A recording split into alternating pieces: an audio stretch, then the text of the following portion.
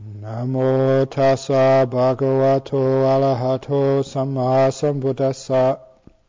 Namo tassa bhagavato arahato samma sambuddhassa. Namo tassa bhagavato arahato samma sambuddhassa.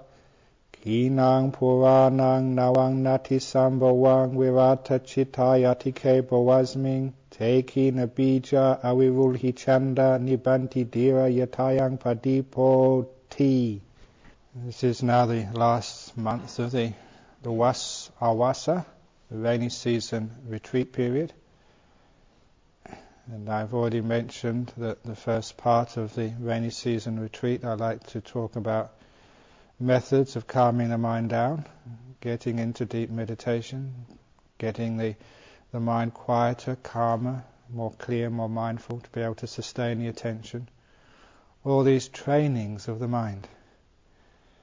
But as you all know, those trainings of the mind in calmness, in clarity, in the ability to see deeply into things, into suppressing the five hindrances, they are there for a purpose, and that is the purpose of Yatha Bhutayana Dasana, to see things as they truly are.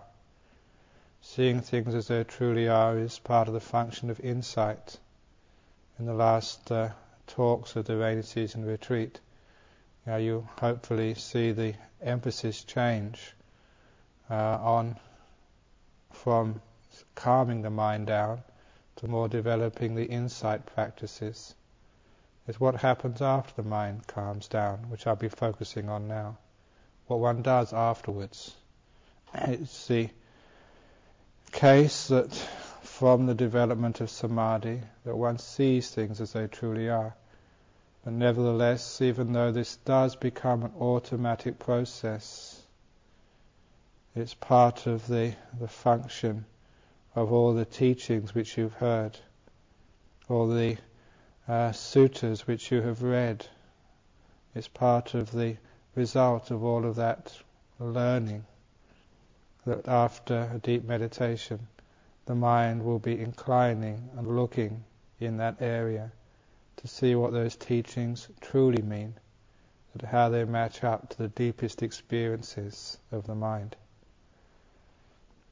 But nevertheless, even though this is an automatic process, the Buddha always talked about inclining the mind to one of three things after the development of samadhi: anicca, dukkha, anatta, the three characteristics of this thing we call samsara, this thing which we call body and mind.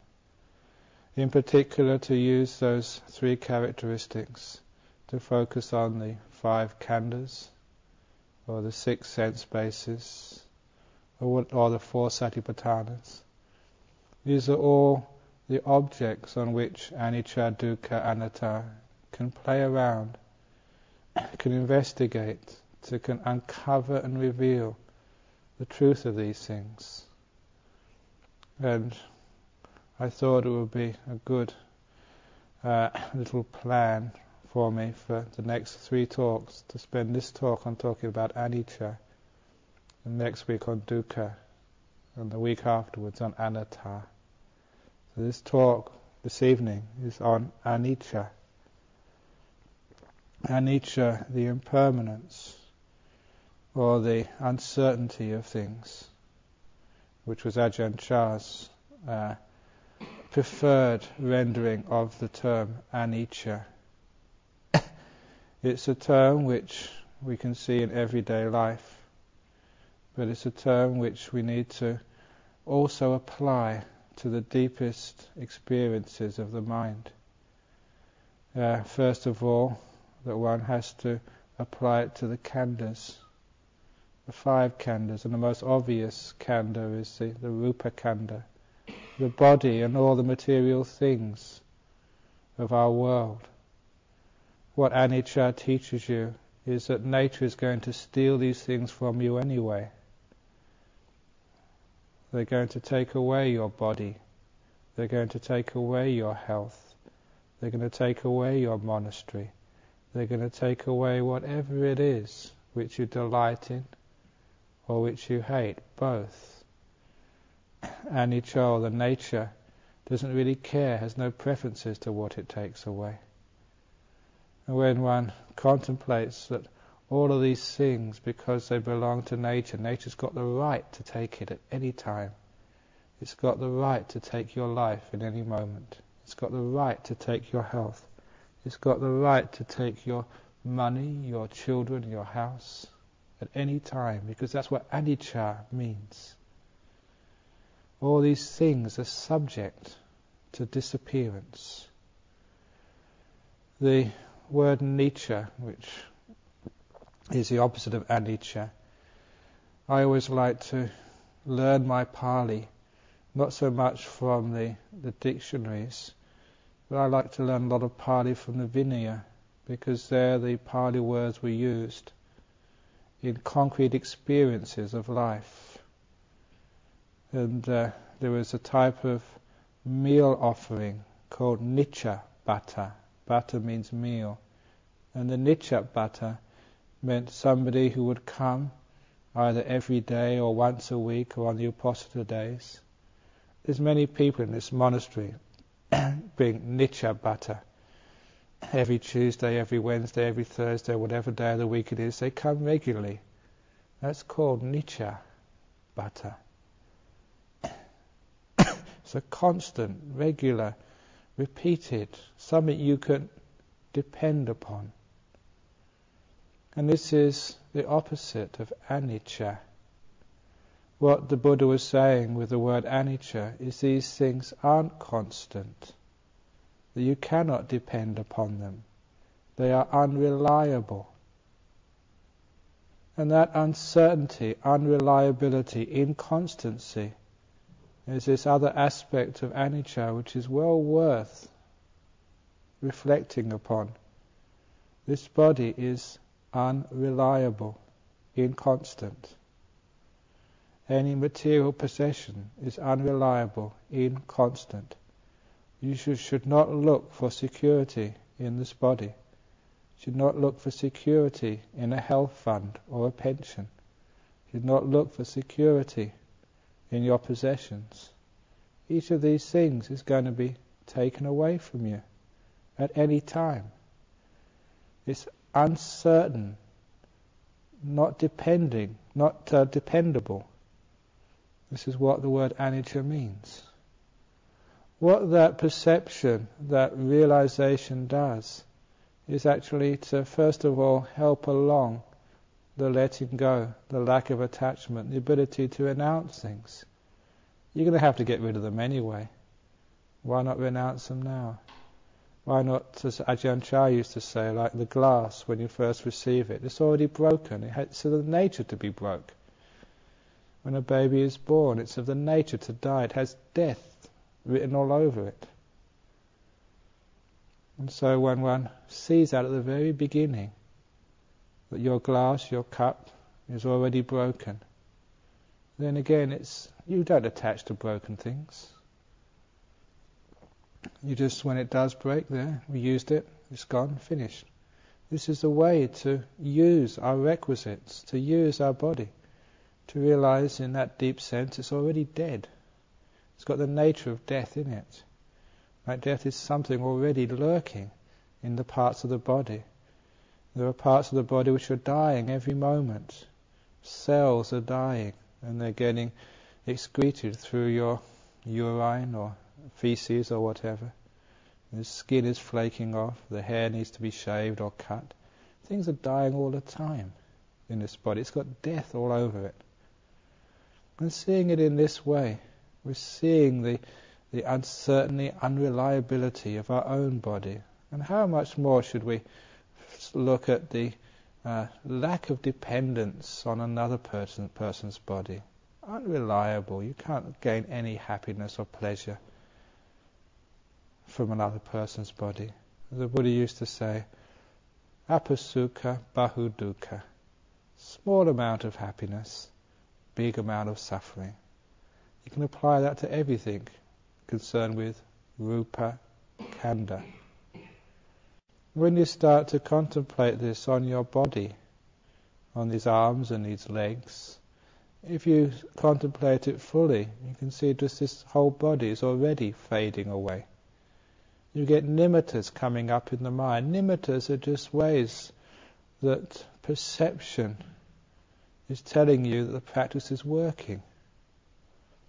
You're beginning to see things in a new way.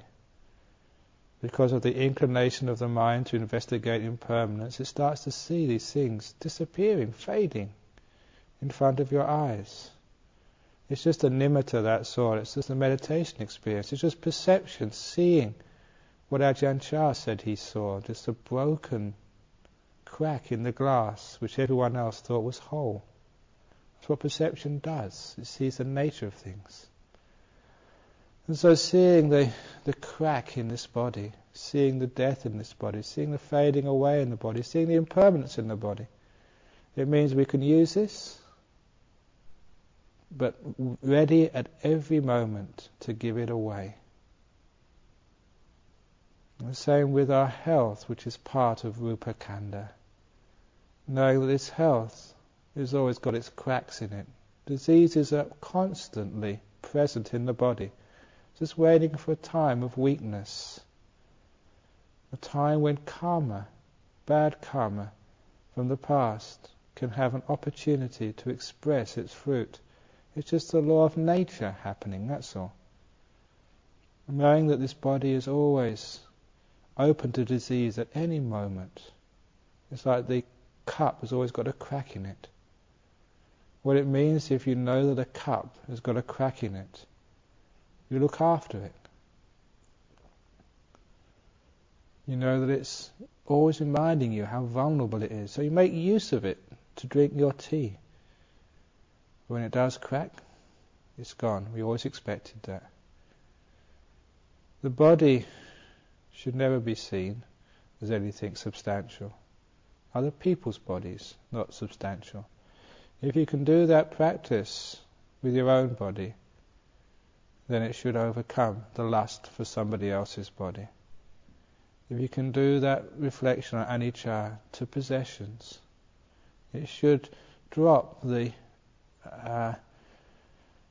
the illusion, the entanglement, and the cherishing of possessions. Just realize that possessions are just so much junk in your rooms. You try and get rid of as much as possible. So anicca towards rupa, anicca towards Vedana. These Vedanas, the happiness or the suffering, the joy, the pain, the delight and the misery. That sometimes we think that these are under our control, that these are somehow dependable, that if we can only get our meditation together, then we can have happiness all the time. The practice after a deep meditation just sees the nature of Vedana on all of the six senses. You can just see just how it's just totally conditioned by things beyond your power. Everyone would like to be healthy and have no sickness in the body. Everyone would always love just to have praise, and people saying what a great monk, what a great nun, what a great anagarika you are. Whether it's a Vedana from the sense base of sound, whether it's a Vedana from the sense base of sight, smell, taste. Even if sometimes that you might think if you could only go out to a nice restaurant, you can get whatever food you want. If you're Burmese, you can get some nice Burmese food instead of this rotten Australian food.